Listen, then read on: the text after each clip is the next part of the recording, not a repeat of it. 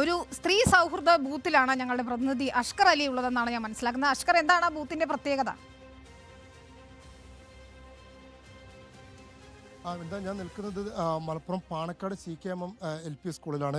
ഇവിടെ 3 ബൂത്തുകളാണ് സജ്ജീകരിച്ചിട്ടുള്ളത്. അതിലൊന്നാണ് ലോക്സഭാ പൊതുതെരഞ്ഞെടുപ്പിന്റെ ഭാഗമായി ഇലക്ഷൻ കമ്മീഷൻ ചില പ്രത്യേക ബൂത്തുകളെ വനിതാ സൗഹൃദ പോളിംഗ് സ്റ്റേഷനുകളായി നിശ്ചയിച്ചിട്ടുണ്ട്. അങ്ങനെ നിശ്ചയിച്ച ഒരു ബൂത്ത് ഈ സ്കൂളിലുണ്ട്. ഇതിൽ നമുക്ക് കാണാൻ കഴിയും വലിയ രീതിയിൽ അലങ്കരിച്ച് ബലൂണുകളൊക്കെ കെട്ടി അലങ്കരിച്ച്, അതുപോലെ തന്നെ സ്ത്രീകൾക്ക് ഇരിക്കാനുള്ള സൗകര്യം, അവർക്ക് വേണ്ട പ്രത്യേക കുടിവെള്ള സൗകര്യം, ഹെൽപ്പ് ഡെസ്ക് അടക്കം വിശ്രമത്തിനുള്ള സ്ഥലമടക്കം ഒരുക്കിക്കൊണ്ടാണ് ഇത്തരത്തിലുള്ള ഈ ഒരു പോളിംഗ് സ്റ്റേഷൻ കേന്ദ്രീകരിച്ചിരിക്കുന്നത്. ഇതിൽ ഏറ്റവും പ്രധാനപ്പെട്ട പ്രത്യേകത എന്ന് പറയുന്നത് ഈ വനിതാ സൗഹൃദ പോളിംഗ് സ്റ്റേഷനിലെ എല്ലാ കാര്യങ്ങളും, എല്ലാ ഓഫീസേഴ്സും അതിൻ്റെ തെരഞ്ഞെടുപ്പ് നിയന്ത്രണം പൂർണ്ണമായും നിയന്ത്രിക്കുന്നത് വനിതാ പോലീസ് ഉദ്യോഗസ്ഥർ തന്നെയാണ്. വനിതാ ഉദ്യോഗസ്ഥർ തന്നെയാണ് അതിൻ്റെ പോളിംഗ് ഓഫീസേഴ്സും അതുപോലെ തന്നെ പ്രിസൈഡിംഗ് ഓഫീസേഴ്സും അടക്കം എല്ലാ ഉദ്യോഗസ്ഥരും ഇത്തരത്തിൽ ഈ വനിതാ ഉദ്യോഗസ്ഥരാണ് എന്നുള്ളതാണ്. ഇപ്പോൾ ഇവിടെ ഈ ബൂത്തിൽ മോക്ക് പോളിംഗ് ആരംഭിച്ചിരിക്കുന്നു. 50 വോട്ടുകളാണ് മോക്ക് പോളിംഗ് ആയിട്ട് ചെയ്യുക.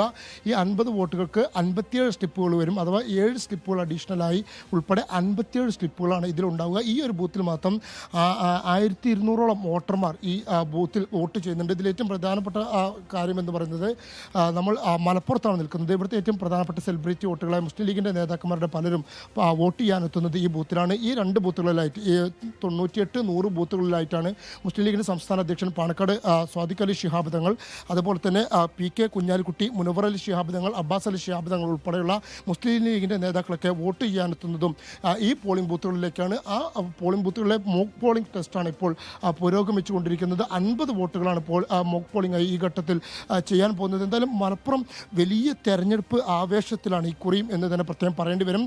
കാരണം അവസാന ഘട്ടങ്ങളിൽ ഉയർന്നു വന്ന പല വിവാദങ്ങളും വലിയ മുസ്ലിം ലീഗിന്റെ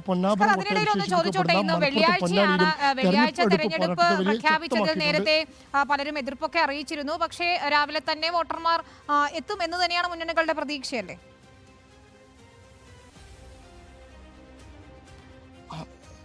വിനിത, ജുമാ നമസ്കാരത്തിന് മുമ്പായി തന്നെ എല്ലാ ആളുകളും വോട്ട് ചെയ്യണമെന്നുള്ളൊരു ആഹ്വാനമാണ് ഇപ്പോൾ മതസംഘടനാ നേതാക്കളടക്കം ആവർത്തിച്ച് വ്യക്തമാക്കിക്കൊണ്ടിരിക്കുന്നത്. കഴിഞ്ഞ ദിവസങ്ങളിൽ പള്ളികളിലും അതുപോലെ തന്നെ അവരുടേതായ സംഘടനാ സംവിധാനങ്ങളോടൊക്കെ തന്നെ, അതുപോലെ അവരുടെ സ്ഥാപനങ്ങൾ വഴിയൊക്കെ തന്നെ ഇത്തരത്തിലുള്ള നിർദ്ദേശം വിശ്വാസികൾക്ക് വ്യാപകമായി എത്തിച്ചിരുന്നു.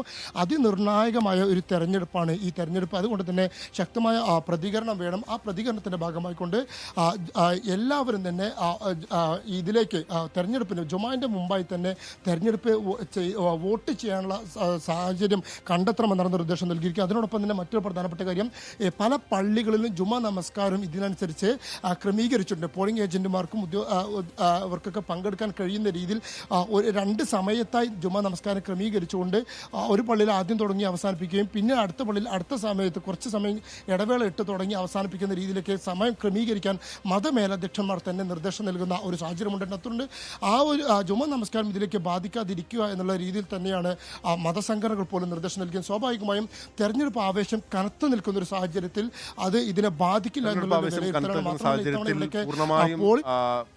എല്ലാവരെയും ബൂത്തിലേക്ക് എത്തിക്കാൻ തന്നെയായിരിക്കും എന്തായാലും രാഷ്ട്രീയ പാർട്ടികൾ ശ്രമിക്കുക. പ്രത്യേകിച്ച് ലീഗിൻ്റെ ഒരു ശക്തി കേന്ദ്രം എന്ന നിലയിൽ മലപ്പുറത്ത് ഒരു മാസ് പോളിംഗ് ഉണ്ടാക്കുക എന്നുള്ളത് സംബന്ധിച്ച് അവരെ സംബന്ധിച്ച് അഭിമാന പോരാട്ടമാണ്. അവിടെ ജയിക്കുക എന്നുള്ളതല്ല, ഭൂരിപക്ഷം വർദ്ധിപ്പിക്കുക എന്നുള്ളതാണ് ലീഗിനെ സംബന്ധിച്ച് ഏറ്റവും അഭിമാനകരമായ പോരാട്ടം. അപ്പോൾ